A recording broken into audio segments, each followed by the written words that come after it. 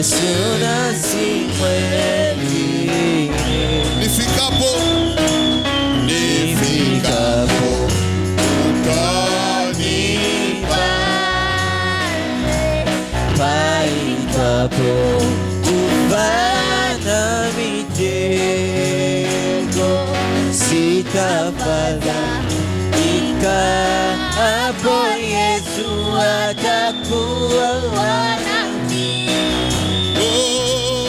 Ni rafiki mkubwa, mimi najua rafiki mwema yeye. Haleluya. Ajaye nikiomba asikie, Yesu afariji nikilia. Haleluya. Niye Yesu nasi mwengine. Que le Seigneur vous bénisse. Mungu awabariki. Pendant que nous sommes debout, Wakati tungali wima, nous allons ouvrir dans Psaume. tutafungula ndani ya kitabu cha Zaburi, Psaume, le chapitre 115. mstari wake wa 115, Et nous allons lire les versets 14, 15 et 16. na tutasoma mstari wa 14, 15 na 16. Amen. Nous lisons. Amen. L'Éternel vous multipliera ses faveurs. Na Mungu atawazidishia faveur, sifa zake À vous et en vos enfants. kwa nyinyi na kwa watoto wenu. Je croyais que vous allez dire Amen. Niliwaza mtasema amen. L'Éternel vous multipliera ses faveurs à vous et à vos enfants. Mungu atazidisha sifa zake kwenu na kwa watoto wenu. Soyez bénis par l'Éternel Mubarikiwe na wa milele, qui a fait les cieux et la terre. mwenye alifanya mbingu na inchi. 16. 16. Les cieux sont les cieux de l'Éternel, Mbingu ni mbingu za wa milele, mais il a donné la terre au Fils de l'homme. lakini alipana mungini kwa watoto wa mwanadamu. Que le Seigneur ajoute les bénédictions à ces paroles. Na Mungu aweke mibaraka yake kwa hiyo maneno. Vous pouvez vous mettre.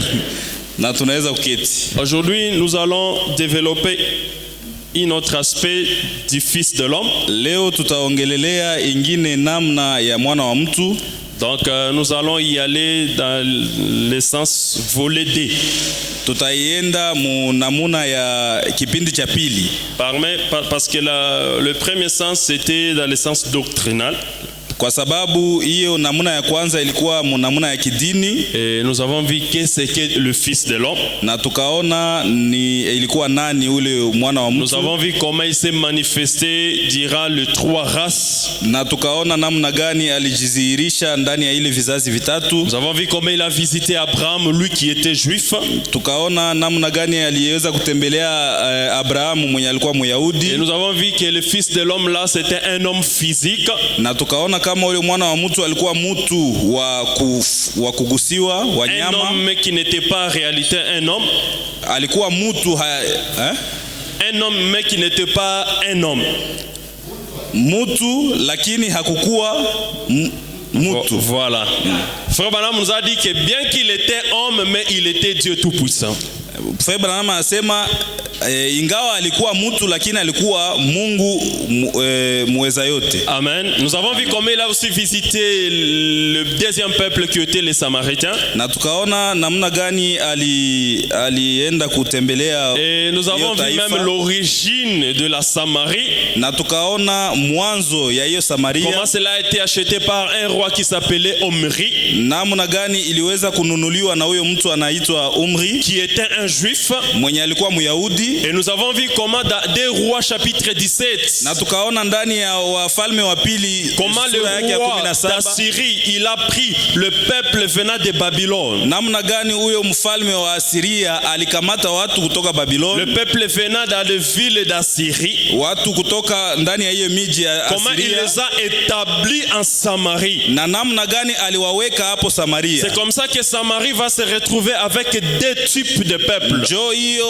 Samaria itakia jikuta na namna mbili ya Avec les wataifa. Babyloniens qui sont des personnes des nations, Pamoja na Wababiloni wenye biko watu des païens qui adoraient des idoles, wale wapagani walikuwa wanaabudu sanamu, mais qui se sont mélangés avec les juifs qui étaient à Samarie. na wakachangana na Wayahudi wenye walikuwa huko Samaria. C'est là que nous avons vu que les Samaritains c'est un peuple mélangé. Ndio maana tuliona kama Wasamaria ni taifa yenye nachangana. C'est un peuple mélangé avec les juifs et les nations. Ni taifa yenye nachangiwa na Wayahudi na Et nation. nous avons vu comment Jésus il a visité ce peuple. Na tukaona gisi Yesu aliweza visiter ile taifa, Lui le fils de l'homme. yeye mwana wa mtu, Et comment il a manifesté les signes du na Messie. namna gani alizihirisha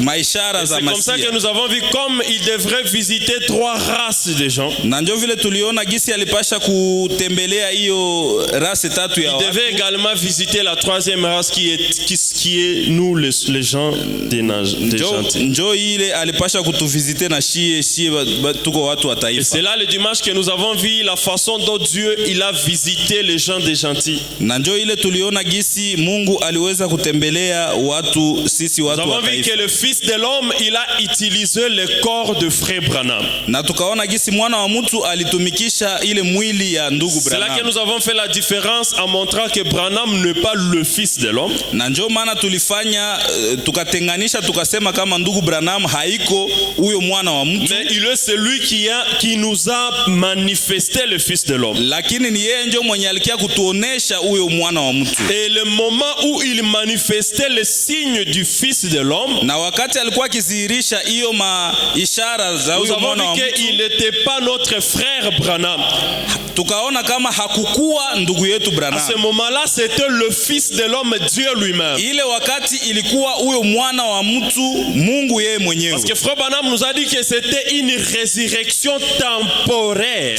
Ndugu Branham alituambia kama ilikuwa ufufuko yenye ilikuwa Ça veut inakuwa dire que haiko ya c'était kawaida. tout Dieu incarné dans William Mario Branham. Ilikuwa ni huyo Mungu mzima alikuwa akiingia ndani ya ndugu Ça veut William dire Branham. tout Jésus qui était à Galilée, Ule Yesu yeye wote mwalikuwa kule comme Galilaya. il incarnait à lui toute la divinité, Sawa vile alikuwa anabeba yeye mwenyewe hiyo utakatifu wote. temporairement il est venu le faire dans un homme appelé William Mario Kwa Branham. muda alikuwa anakuja kuifanya ndani ya huyo mtu anaita William C'est là que Branham. nous avons vu que William Branham étant chez lui avec ses enfants, il ne manifestait pas ces signes. du Ndio Messie. maana tuliona kama wakati ndugu Branham alikuwa kwake pamoja na watoto wake hakukuwa naonesha hizo Par ishara. conséquent, il n'était pas le Fils de l'homme là chez lui à la maison. Ni kusema hapo kwake kunyumba hakukuwa huyo mwana wa mtu. Mais c'est là que Frère Branham a dit, si je vous tourne le dos, Ndio maana Fred Branham alikuwa anasema wakati mimi nawageuzia vous mgongo, verrez que le même ange qui était à Sodome est le même qui se trouve ici ce soir. utaona kama ule malaika mwenye alikuwa huko Sodoma iko pamoja nami Ça veut sasa dire hivi. le Fils de l'homme, c'était pendant que Frère Branham tournait le dos.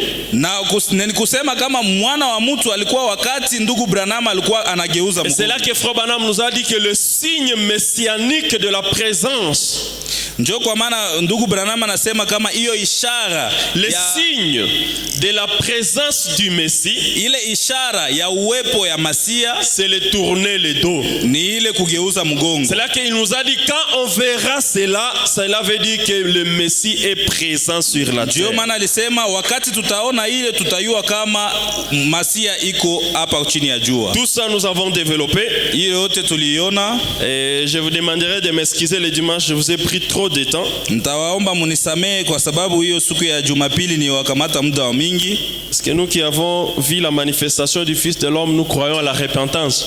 Kwa sababu sisi wenye tuliona hiyo ishara ya mwana wa mtu tunaamini kutubu. Est-ce que vous me pardonnez de vous avoir pris beaucoup Je, de temps? munanisamehe? Amen. Espérons qu'on ne va pas prendre beaucoup de temps aujourd'hui. Nawaza kama leo hatutakamata muda mwingi. D'habitude, quand on est à la chair, on ne contrôle pas tout. Kawaida wakati tuko kumibara tukoake tunakamata control. Voilà pourquoi le frère Blaise qui était assis là-bas, il est différent de celui qui est ici en train de m'interpréter. Ndio maana ndugu Blaise mwalikuwa anaikala huko iko tofauti na mwenye iko na tafsiri. Il y a des mots qu'il va manquer en français pendant que s'il était là, lui-même il allait trouver facilement. Iko kweli. Amen.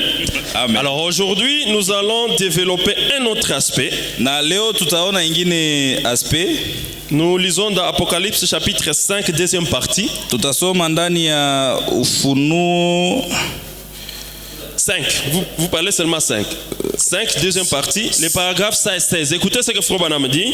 C'est prêché le 18 juin 61. Frère Branham dit, en tant que fils de David, kama vile mwana wa Daudi, il est héritier du trône. Yeye ni murithi wa kiti cha enzi. Ici Frère Branham il est en train d'expliquer que Dieu il vient sous 3 noms de fils. Hapa ndugu Branham iko na explique kama Mungu anakuja chini ya jina tatu la wana. Il dit les 3 noms de fils. Ile jina tatu ya wana. Il dit en tant que fils de David. Anasema kama vile mwana wa Daudi, il est héritier du trône. Yeye ni murithi wa kiti cha enzi. Est-ce que nous sommes ensemble? Je tuko pamoja. En tant que fils d'Abraham, kama vile mwana wa Abraham, il est héritier de la concession royale. Yeye ni murithi wa hiyo mambo yote ya kifalme. Est-ce vrai? Je, ni kweli? Il est héritier de la concession royale, la Palestine et tout ce qu'elle contient. Yeye ni murithi wa hiyo mipango yote ya kifalme na vyote viko ndani. Voilà, 167. En tant que fils de l'homme, kama vile mwana wa mtu, qu'est-ce que le fils de l'homme? Je, mwana wa mtu ni kusema nini? Quand perdit le fils de l'homme? Sorry. Je récapitule. En tant que fils de l'homme, kama vile mwana wa mtu, qu'est-ce que le fils de l'homme? Je, mwana wa mtu ni nani? Quand perdit l'homme? Quand wakati gani anapoteza mtu? Voilà. Il dit il a perdu la terre. Yeye alipoteza udongo. Ainsi, sasa en tant que fils de l'homme, kama vile mwana wa mtu, il est héritier de toutes choses sur la terre. Yeye ni murithi wa kila kitu hapa chini ya jua. Tout ceci, hivi vyote, il les détient. Yeye anabimiliki et il doit nous les rendre. Na yeye anapasha vitupatia. Frère Branham nous dit dans cette écriture. Ndugu Branham anatuambia ndani ya hii andiko. Quand Dieu il était le fils de David. Wakati Mungu alikuwa mwana wa Daudi. C'est quand il hérite le trône de David. Ni wakati anarisi iye ufalme wa Daudi. Voilà pourquoi on l'appelle le rejeton de David. Ndio maana wanamuita ule aliyotupiliwa wa Daudi. Ça veut dire c'est celui qui va être assis sur le trône de David. Ndio maana wanasema kama ni yeye ndio mtaikala kwa kiti ya Daudi. Et quand on parle du fils de David, na wakati ndugu Branham anasema juu ya mwana wa Daudi, dans la chronologie il place cela dans le royaume qui est le millénium. Kwa wakati anaitia ndani ya ufalme yenye iko ndani ya miaka. Voilà pourquoi aujourd'hui il ne peut pas accepter qu'on l'appelle fils de David. Ndio maana leo haezi kuikubali wamuite mwana wa Daudi. Maintenant frère Branham nous dit quand il était fils d'Abraham. Sasa ndugu Branham anasema wakati alikuwa mwana wa Abraham. C'était pendant qu'il a fait la concession royale. Ni wakati alikuwa angali na ile c'est pendant qu'il a hérité cette concession royale. Ni wakati aliweza kurisi hiyo. Et cette concession royale frère Branham le définit c'est la Palestine et tout le reste. Na hiyo miji ya kifalme yenye aliweza kurizi ilikuwa Palestine et tout le reste. Na vingine. Ça veut dire chez nous les gens des gentils. Ni kusema kwetu sisi watu wa taifa. On ne peut pas dire qu'il est le fils d'Abraham. Hatuwezi kusema kama yeye ni mwana wa Abraham. Parce que nous ne sommes pas les juifs. Kwa sababu sisi hatuko Wayahudi. Nous ne vivons pas en Palestine. Sisi hatuishi huko Palestine. C'est là que quand il est le fils d'Abraham, Ni sasa wakati yeye ni mwana wa cela Abraham, concerne que la concession royale d'Abraham qui est la Palestine. ni kusema hiyo inakamata hiyo migini ya Maintenant, kifalme frère ya Branham nous dit, Palestine. en tant que fils de l'homme, Sasa ndugu Branham anasema yeye kama vile mwana wa mtu, il est héritier de toutes choses sur la terre. yeye ni murisi wa kila kitu hapa chini ya jua. Pas qu'il veut juste s'approprier cet héritage. Hapana, aseme anataka ajipatie Kama yeye mwenyewe namedi- ile urithi. Il les détient et il doit nous les rendre. Anasema yeye iko nayo na anapasha Ça kutupatia. veut dire la mission du Fils de l'homme. Ni kusema hiyo mission ya fils de l'homme, Au-delà de venir manifester le signe du Messie sur la terre, mbali ya kukuya kudhihirisha ile ishara za mwana wa Mungu il est kudunia, également héritier de toutes choses sur la terre. yeye pia ni murithi wa kila kitu hapa chini ya jua. Ça veut dire si nous connaissons que l'économie mondiale c'est quelque chose de la terre, Ni kusema kama tunajua kama hiyo uchumi ya dunia ni kitu kia hapa si nous kudunia, connaissons que la situation financière est quelque chose de la terre, kama tunajua kama ile masituation ya kifedha si nous ni connaissons kitu kia que hapa des kudunia, maisons, des biens matériels kama sont des tunajua choses de la terre, kama tunajua kama manyumba na vitu vya dunia vyote Frère ni vya Branham hapa nous dit kudunia. que Jésus, en tant que fils de l'homme, Anasema Yesu Kristo kama vile mwana wa mtu, il est héritier de toutes choses sur la terre yeye ni murithi wa kila kitu hapa chini ya jua, et il doit nous les rendre. na yeye anapasha kutupatia. Ça veut dire même pour posséder quelque chose de la Ni terre, kusema hata juu ya kumiliki kitu kutoka il nous kudunia, faut avoir le fils de l'homme dans le camp. tunapasha kukuwa na mwana wa mtu ndani ya Voilà kambi. pourquoi dans Psaume 115, le verset 16, la Bible dit Ndio maana ndani ya Zaburi 115 que Biblia le inasema, ciel est pour l'Éternel, aseme mbingu ni za Mungu Baba, mais il a donné la terre au fils de l'homme. lakini akapatia udongo kwa mwana wa mtu. Ça veut dire celui qui domine la terre, ce n'est pas Dieu le fils de David. Ni kusema mwenye anamiliki hii dunia haiko Mungu mwana wa Celui qui Daudi. domine la terre, ce n'est pas Elohim au ciel. Mwenye anadirije hii dunia haiko Elohim Mais kule il kumbingu, quitte l'aspect spirituel lakini anatoka mwele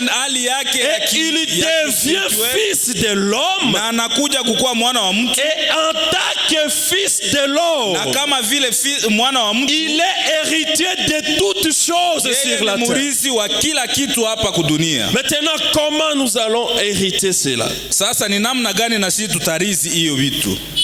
Frère Branham nous dit, Ndugu Branham anasema ce qui nous empêche kenye kinatuzuia d'entrer en possession de cet héritage, ya kukamata hiyo urithi, la première des choses, c'est la négligence. kitu kya kwanza ni kuzarau. Le fils de l'homme, il détient toutes choses. Mwana wa mtu iko na vitu yote, Pas dans le but de s'en approprier. hapana munamna ya Frère Branham, kujipatia yeye il mwenyewe. dit, il doit nous les rendre. Ndugu Branham anasema anapasha kutugabulia. Ça veut dire que c'est une obligation au fils de l'homme de rendre toutes choses de la terre à nous. Ni kusema yeye mwana wa mtu anashurutishwa kutupatia hivyo vitu. Mais pourquoi nous ne sommes pas en possession de toutes choses? Sasa ni kwa namna gani sisi hatuyamiliki hiyo vitu? La première des choses, c'est la négligence. Kitu kya kwanza ni kazarau. Est-ce que nous sommes ensemble? Je, tuko pamoja? Maintenant, frère Branham, Sasa ndugu Branham, c'est quoi la négligence? sasa ile kazarau ni nini? Le dictionnaire définit la négligence comme une attitude. Dictionnaire inapana tafsiri ya negligence sa vile hali Attitude de quelqu'un dont l'esprit ne s'applique pas à ce qu'il fait. hali ya mtu mwenye roho haiko pamoja na vyenye iko nafanya. Manque de soin dans l'exécution d'une tâche. Donc ye hana busafi mu vyenye iko nafanya. Ça veut dire quand nous avons une attitude wakati tuko na hali d'esprit ile hali ya kiroho qui ne converge pas avec ce que nous faisons, yenye yambatane na vitu vyenye tuko tunafanya, cela sera un obstacle ile itakuwa ni shida à ce que le Fils de l'homme nous attribue toutes choses. itakuwa shida kwa kusema mwana wa mtu atupatie Dans vitu la yote. Bible, dans Psaume, Ndani ya Biblia, ndani ya Zaburi, non, dans Jacques chapitre 4, le verset 17, la Bible dit, ndani ya Yakobo sura ya 4, le verset 17, la Bible dit, mstari wa 17, c'est lui donc ule mtu mwenye qui sait faire ce qui est bien mwenye anayua kufanya vya mzuri et qui ne le fait pas na habifanye, commet un péché. ule anafanya zambi. Ça veut dire, je connais que vivre bien c'est la parole. Ni kusema mimi najua kama kuishi mzuri ni neno. Je connais que ne pas saluer un frère c'est la parole. Ni kutambua kama kutosalimia ndugu. Je connais que être méfiant ce n'est pas la parole. Kujua kama kuzarauana. Mais quand je le fais, bien que la parole me l'interdit, wakati mimi naifanya na japo neno c'est ce inanikataza, qu'on appelle en français la négligence. je banaita mazarau. Il dit si tu fais quelque chose Na kama qui est unafanya bien, kitu, kama unafanya kitu kiko vizuri, il dit c'est lui donc qui sait faire ce qui est bien ule mtu mwenye afanya vyenye viko vizuri et qui ne le fait pas, na habifanyi, il commet un péché. yeye anatenda zambi. Je donne un exemple. Mimi nakamata mfano. Peut-être moi je fais l'informatique à l'école. Tuseme kwa mfano mimi nilifanya ile Peut-être je sais faire la projection. na mimi najua kufanya projection kibambazi. Il savait que le papa vainqueur il était un jour absent. Na inawezekana kuko siku ndugu Venkere hakukuwa. Et que voilà, il manque quelqu'un pour nous projeter des citations au tableau. Kisha na kuna kosa mtu wa kuprojecter ma citation. C'est lui qui sait faire ce qui est bien. Huyo mtu mwanaya kufanya bitu vya mzuri. Et qui ne le fait pas, Na habifanye commet un péché. anafanya zambi. Dans Exode 21, le verset 33-34. Ndani ya Kutoka mstari wa 21, 33. Si un homme met à découvert une citerne, Kama mtu anaweka il découvre. Un homme, il découvre. kama kula kuwa mtu mwenye anadécouvrir shimu, Voilà, on a découvert, c'est bon. Ou si un homme creuse une et ne la couvre pas, au kama mtu anachimba shimu na hakuifunika, et qui tombe un bœuf ou un âne, na kuna anguka ndani ngombe au le possesseur de la citerne payera au maître la valeur de l'animal en argent. Anasema mwenye hiyo shimu atalipa makuta yenye nendana na hiyo nyama yenye Et ilianguka ndani, aura pour lui l'animal mort. na yeye atabakiana na ile nyama ya kukufa. Ici la Bible dit si on découvre, il dit par exemple je marche dans la forêt Anasema kwa mfano niko natembea ndani ya et que pori par hasard je découvre une citerne. na kwa kupita tu mimi na La kutana na Bible shimu, me dit na Biblia si je inaniambia prends négligence de couvrir cette citerne, kama mimi nazarau kufunika hiyo shimu, oh c'est pas moi qui ai creusé cela, na japo haiko mimi nyo nilichimba, oh c'est pas moi, ça ne me regarde pas, aseme haiko mimi, oh je ne connais pas celui qui aurait creusé mimi ceci. si yule mtu mwenye alipasha chimba hii. La Bible nous dit Na si Biblia je inatuambia, ne couvre pas cette citerne, kama mimi sikufunika hiyo shimu, bien que ce n'est pas moi qui ai creusé cela, hata kama haiko mimi nyo nilichimba mais hii, si je néglige lakini kama mimi à nazarau couvrir la citerne, kuifunika hapo, la Bible dit na Biblia si inasema, un bœuf tombe dedans, anasema kama kuko ngombe inaweza anguka muli, moi je vais payer ce bœuf en argent. mie ndalipa hiyo ngombe kwa makuta, Et le bœuf tombé, c'est ce qu'on va me donner. na hiyo ngombe yenye ilianguka njoo mimi C'est là watanipatia. que Frère Branham nous dit que la négligence paye toujours. Njoo maana ndugu Branham anasema kama kasarau inalipaka Il dit, tu. aussi longtemps vous négligez, ne croyez pas que vous allez rester impuni. Anasema wakati yote uko na zarau usiwaze kama utabakia bila Dans kuhukumiwa. Hébreux chapitre 1, Ndani ya Waebrania sura ya kwanza chapitre 2 première partie, sura ya pili kipande cha prêché le kwanza 25 août 57. ilihubiriwa tariki 22 Le paragraphe 84, Frère Branham dit 84. Ndugu Branham anasema si vous négligez de manger, kama unazarau kukula vous mourrez. utakufa. Il dit quand vous négligez quelque chose, Anasema wakati mnazarau kitu il y a fulani, pas, donc cela ne va pas rester impuni. anasema hiyo haitabakia bila hukumu. Il dit vous payez par votre négligence. Aseme munalipa kwa mazarau Si vous yenu. négligez de manger, vous mourrez. Kama munazarau kukula mtakufa. Si vous négligez de prendre un virage, Kama unazarau kukamata kona, vous ferez un accident. utafanya accident. Si vous négligez de taire une vache, elle tarira. Kama unazarau kutosha kukamula maziwa ya ngombe itakauka. Si vous négligez vos dents, Kama unazarau meno yako, vous devrez les faire toutes arracher. utaenda wazitoshe zote. Voilà, certainement.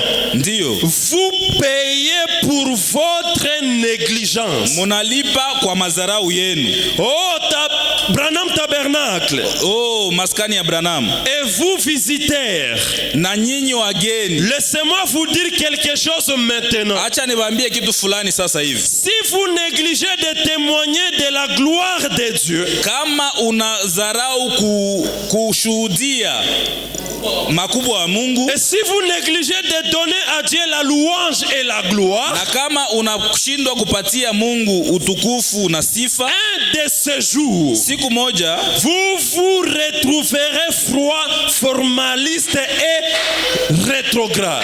utajikutana siku moja ushakuwa baridi, ushakuwa tu wa Frère Branham kidini. nous dit que la négligence Ndugu Branham anasema kama mazarau ne reste jamais impunie. haibaki yake kamwe Et bila aussi kufikiwa. longtemps nous négligeons de témoigner la gloire de Dieu au peuple. Wakati yote tuko tunazarau kushuhudia sifa za Aussi Mungu longtemps watu. nous négligeons de témoigner ce message à nos voisins. Wakati yote tuko na zarau kushuhudia hii ujumbe kwa Bon, jirani. ils savent que c'est la vérité. Banajua kama ni kweli. Même s'ils refusaient que Frère Branham c'est un prophète. Hata kama wanakatala kama ndugu Branham. Est-ce que cela va faire à ce que Branham ne soit plus prophète? Est-ce que ile ndio tatuma ndugu Branham Quand haiko vous prophète? négligez de leur témoigner la vérité, Wakati mnazarau kuenda kwa Frère Branham dit témoigner. un de ces jours vous vous retrouverez froid, Ndugu Branham anasema siku moja mtajikuta mshakuwa baridi. formaliste et rétrograde. Unabakia formaliste tu na wakurudia nyuma. Ça veut dire la négligence ne paye jamais. Ni kusema kazarau hailipake kama. Écoutez ce que la Bible parle de la négligence. Sikia gisi Dans Jérémie 48, le verset 10, la Bible dit: ndani ya Yeremia 48, maudit soit celui qui fait l'œuvre de l'Éternel avec négligence. aseme alainiwe huyo mtu mweko nafanya kazi ya Bwana pamoja na mazarau. L'œuvre de l'Éternel, ce n'est pas seulement prêcher ici à la chœur. Kazi ya Bwana haiko tu kukia hapa kuhubiri hapa kuhubiri. L'œuvre de l'Éternel, c'est aussi des fois venir à l'église. Kazi ya Bwana nayo ni kukuja pia kukanisa. Le Fils de l'homme, il est héritier de toutes choses sur la terre. Mwana wa mtu ni murithi wa kila kitu Et hapa Frère chini ya Branham jua. dit, il doit nous rendre toutes choses. Na ndugu Branham anasema kama anapasha kutupatia Et vitu pendant yote. que nous vivons ici sur la terre, pour que nous entrions en possession de toutes choses, Na wakati yote tungali tunaishi hapa chini ya jua, juu tumiliki la première vitu des choses, yote. nous devons nous éloigner de ce qu'on appelle la négligence. Kitu kia kwanza tunapasha kimbia kitu kubanaita mazarau. C'est là que la Bible dit dans Jérémie 48, 10. Ndio maana Biblia inasema ndani ya Yeremia 48, Maudit celui qui fait avec négligence l'œuvre de l'Éternel. alaaniwe mtu mwenye anafanya na mazarau kazi ya Bwana. J'aime la traduction parole de vie. Écoutez ce que ça Mimi ça napendaka dit. hiyo traduction parole de vie. Qu'il soit maudit ceux qui manquent de l'énergie en travaillant pour le Seigneur. Aseme balainiwe wale watu wanakosa shuhuda na nguvu juu ya kutumikia Ça Mungu. veut dire la négligence, c'est manquer de l'énergie. Ni kusema kazarau pia ni kukosa nguvu. Or, quand on manque de l'énergie, Na wakati unakosa nguvu, c'est parfois un signe de ce qu'on appelle en médecine l'amnémie. ni kusema Anémie. ni kusema ndio ile yenye mukinganga wanaita kukosa damu. L'anémie, je pense que les docteurs sont là avec nous, ils vont me contredire peut-être si je ne dis pas ça correctement. Nadhani kuko waganga hapa wanaweza kunikosoa wakati mimi siseme vizuri. L'anémie, c'est quand il y a affaiblissement dans ce qu'on appelle les globules rouges dans le sang.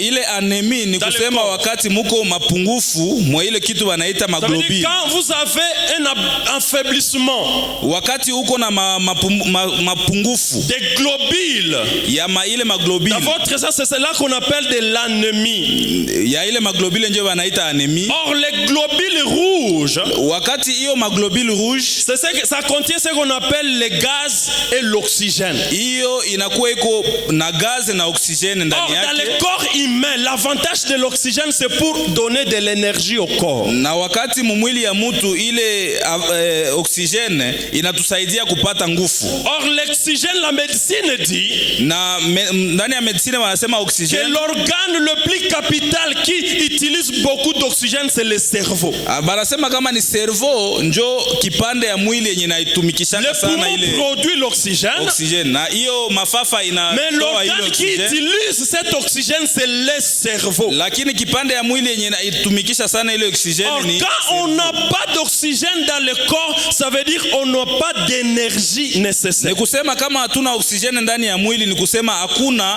nguvu. C'est là que Frère Branham va nous dire dans la prédication. Ndio maana ndugu Branham anasema ndani ya mahubiri. Écoutez ce que Frère Branham nous dit ici. Sikiliza kenye ndugu Branham yuko nasema. Frère Branham nous parle de l'anémie, il dit dans la prédication Dieu a pourvu un agneau. Anasema ndani ya ile mahubiri Mungu le paragraphe 16, Frère Branham dit, na kipande kia 16 ndugu Branham, il y a une grande négligence parmi nous. Kuko kazarau mingi ndani yetu, katikati yetu. Kazarau, ce n'est pas vraiment bien défini. Upuuzi. Voilà, upuuzi. Voilà. Frère Branham lui attaque un prophète. Ndugu Branham kama vile nabii. Il lui dit, nous les gens des nations, sisi watu wa taifa, nous qui nous disons les croyants, sisi wenye tunajiitaka au waamini, milieu de nous, nous avons ce qu'on appelle la négligence. Aseme katikati yetu tuko na hiyo kitu tunaita upuuzi. On travaille, on peut prescrire l'horaire de travailler. Tunaweza kuwa tuko na ile horaire yetu ya kazi. On nous dit que le travail commence à 8 heures. Banatukwambia kama kazi inaanza na saa 2 pour terminer à 16 heures. Juu iishe na saa 10. Alors que quand tu vas voir un païen qui se présente au travail à 9 heures, na kisha utaona mpagani umwaye yana kia kukazi na saa 3. Il ne peut pas se présenter à 9 heures. Hawezi kujipresenter. Alors qu'il est païen. Na wakati lui, il n'a pas cette négligence là dans le travail. Yeye hana ile upuuzi ndani ya kazi. Mais nous les chrétiens, lakini sisi wa Kristo, si nous disons que l'église commence à 9 heures, kama tunasema kama kanisa itaanza saa 3, le prédicateur lui va débarquer à 10 heures. Mhubiri atafika kwanza saa 4 et les brebis ils viennent à 11 heures. Na Frère Branham me dit, il y a beaucoup de négligence parmi nous. Ndugu Branham anasema kama kuko upuuzi mwingi katikati yetu. Une chose importante dont nous ne nous préoccupons pas tellement. Aseme kitu moja ya lazima sana yenye shia tukuwake tunahangaikia. Il dit c'est l'anémie de l'église. Anasema ile